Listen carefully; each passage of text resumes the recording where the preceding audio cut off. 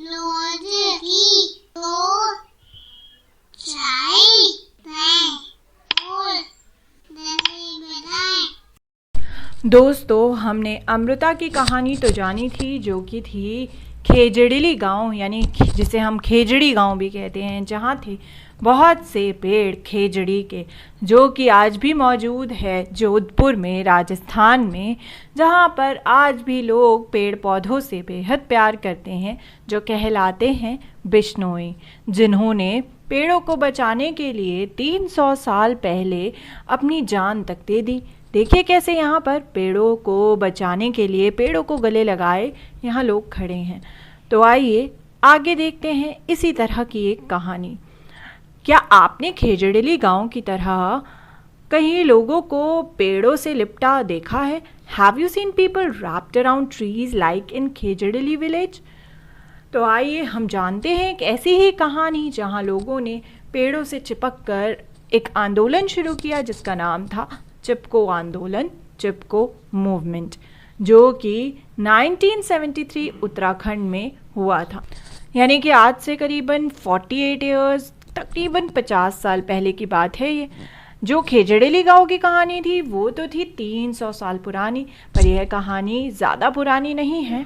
तो यह कहानी है उत्तराखंड की, 1973 के उत्तराखंड की। देखिए तस्वीर में आप देख पा रहे हैं कि ये जो औरतें हैं कैसे पेड़ों से चिपकी हुई हैं।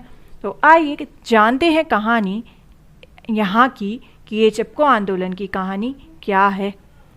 आइए अब देखते हैं क्या है कहानी चिपको आंदोलन की, जो शुरू हुई इस जगह से जो हम तस्वीर में देख पा रहे हैं।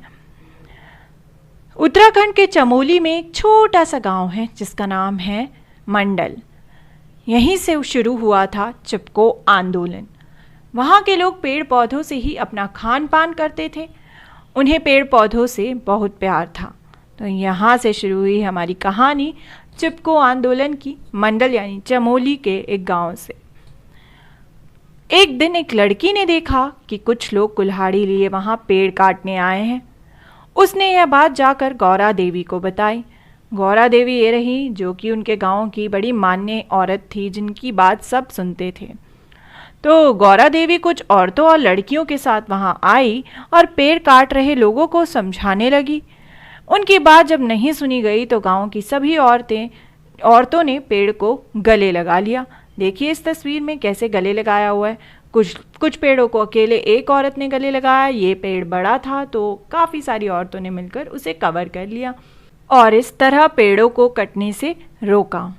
क्योंकि पेड़ को बचाने के लिए वे पेड़ से चिपक गईं, तो इस आंदोलन को चिपको आंदोलन बोला गया। पेड़ों का काटा जाना यहीं नहीं रुका, उसके बाद भी बहुत से लोग आए पेड़ काटने के लिए, लेकिन फिर भी लोग इसके खिलाफ लड़ते रहे, खास करके औरतें। बाद में इस आंदोलन को सुंदर लाल बहुगुणा जी आगे लेकर गए और बहुत से पेड़ों को बचाया। तो यह है सुंदर लाल बहुगुणा जी, जिनकी मदद से यह आंदोलन जो है वो आगे और भी जगह फैला। तो दोस्तों, हमने जानी कहानी 1973 के उत्तराखंड की, यानी 1973 के उत्तराखंड की। चमोली का एक गांव था मंडल, वहाँ पर किस तरह लोगों ने पेड़ों को कटने से बचाया। दोस्तों, वहाँ के लोगों के लिए पेड़ पौधे बहुत ज़रूरी थे, क्योंकि उन्हें उन्हीं से अपना खान पान मिलता था, खाने की चीज़ें, साथ ही जो लकड़ियाँ होती हैं पेड़ों की जो टूटी हुई, उससे वो घर का चूल्हा जलाते थे। तो पेड़ों से उन्हें बेहद फ़ायदे थे और साथ ही वे पेड़ पौधों से बहुत प्यार करते थे, इसलिए उन्होंने चिपको आंदोलन जो है वो शुरू किया।